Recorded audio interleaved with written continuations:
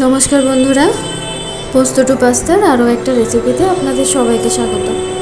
आज आमी बानाচ্ছি रामेन बोल। आसुन शुरू करा जाक। प्रथमे दुटो डिम सेদ্ধ करते दिচ্ছি। आमी हाफ बয়েল करब और पनीर निয়েছি खानिकटा। पनीरगुलोके छोटो छोटो आंगुलेर मतो केटे निচ্ছি। ठीक এইভাবে पनीरगुलो सब একটা একটা করে ছোট ছোট করে কাটা হয়ে গেলে কড়াইয়ে তেল দিয়ে পনিরগুলোকে ভেজে নিতে হবে।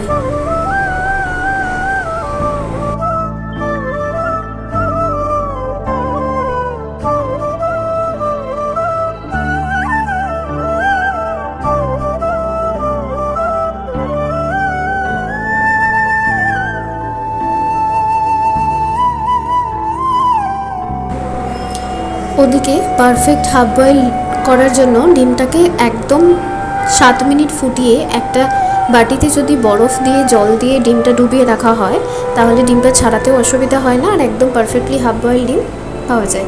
তো তাই আমি ডিমগুলোকে ঠান্ডা জলে বরফের মধ্যে ভিজিয়ে রাখলাম। তেল দিয়েছি কড়াইয়ে, খানিকটা সরু করে কেটে নেওয়া গাজর ভালো করে ভেজে তুলে রাখছি।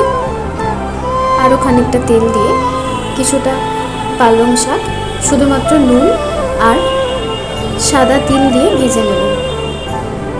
5 থেকে 10 মিনিট পর এটাকেও তুলে নিচ্ছি। আবার তেল গরম করতে হবে। তেল গরম হয়ে এলে মধ্যে দিয়ে দিতে হবে একদম কুচনো রসুন,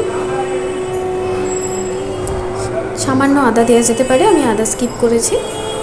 একটু ভাজা হয়ে এলে এর মধ্যে আমি জল দিয়ে দিচ্ছি আর রামানটা অ্যাড করে দিচ্ছি। এরপর রামানের মধ্যে যে টেস্ট মেকারটা ছিল সেটাও অ্যাড করে দিলাম। বেশ কিছুক্ষণ ধরে ফুটিয়ে নিতে হবে। 5 থেকে 10 মিনিট পর গ্যাসের ফ্লেমটা অফ করে দিলে রামানটা রেডি হয়ে যাবে। এবার সার্ভ করতে হবে একটু অন্যভাবে। ও হ্যাঁ, এটা একটু সুপি হবে, একদম ড্রাই থাকবে না। নুডলসটা নিয়ে নিচ্ছি, হাফ বয়েল ডিম দিচ্ছি, এর সাথে দিয়ে দিচ্ছি স্পিনাচ, যে পালং শাকটা ভেজেছিলাম, ভেজে রাখা পনির আর ভেজে রাখা গাজর। এবার এটা গরম গরম সার্ভ করছি ডিমের ওপরে সামান্য গোলমরিচ দিয়ে। রেসিপিটা বাড়িতে বানান, ভালো লাগলে জানাতে ভুলবেন না। আজকের মতো আমার রান্না শেষ, দেখা হচ্ছে পরের ভিডিওতে। আজকের মতো ওকে, বাই।